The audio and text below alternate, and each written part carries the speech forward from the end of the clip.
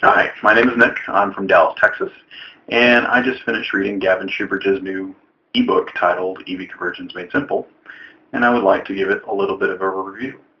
Now, just reading this book in the relatively short amount of time it took me, I learned all about the components necessary to make an electric vehicle work, as well as some of the requirements involved in building a car, and some of the dangers involved and the necessary precautions you have to take to avoid some of those dangers. Now, before reading this book, my knowledge of EVs was completely zero.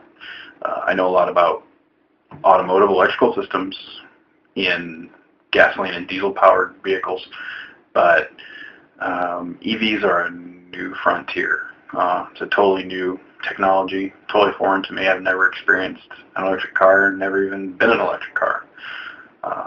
So this book really opened my eyes.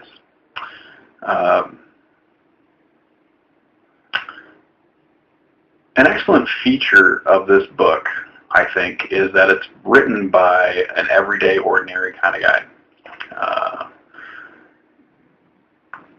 The author has very little automotive repair experience, not to mention zero electrical engineering experience, yet he managed to build a quality, safe, and extremely well-functioning electric vehicle in his tiny garage with nothing but a vision and the internet. Now that by itself was extremely encouraging to me.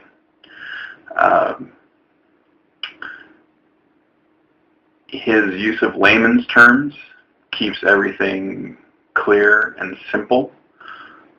He only uses technical jargon when it's completely, absolutely necessary, and that keeps the confusion level down. One discouraging thing about technology is the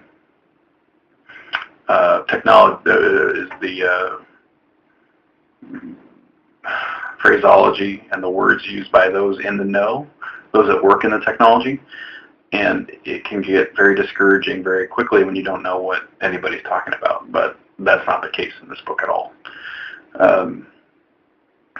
I enjoy Gavin's writing style.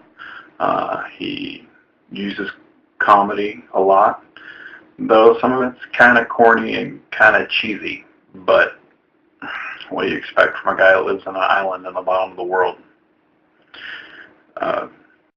Personally, I do possess a lot of automotive engineering experience, having built and modified several high-performance gasoline-powered cars in the past. And the one issue that I've run into, and a lot of people that I know who work on project cars, same issue they have, is forming a jumping off point, gathering enough information so you think you know what you're talking about, and enough where you feel confident and safe enough to start dismantling the vehicle you have in order to modify it and build it from there. A lot of times when you're doing something nobody else has ever done before, there's a lot of improvisation and winging it. You just kind of go with the flow. A lot of times you run into some pretty serious stumbling blocks and dead ends that way.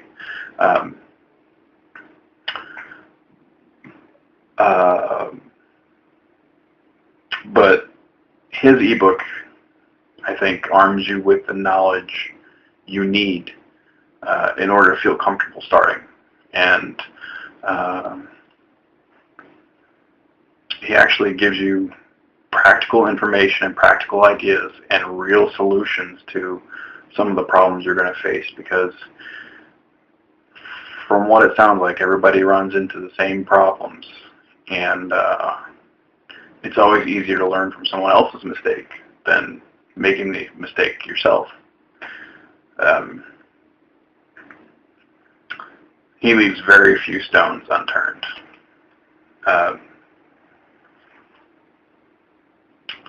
Now, I would highly recommend this book to anyone who's thinking about building an electric car, or who's even just curious about how an electric car works, because this is probably the best description I've ever read how an electric car works. Or if you're just curious as to process as to how to convert a gasoline-powered car into an electric car, you want to know what all is involved, this book is pretty comprehensive and answered all my questions. Answered questions I didn't even know I had until, reading about certain sections and parts and pieces and where they go and how they work and how they interact with other parts. The book itself was a very easy read, and like I mentioned, it's very motivating. It quickly got me thinking and exploring ideas about building my own electric vehicle.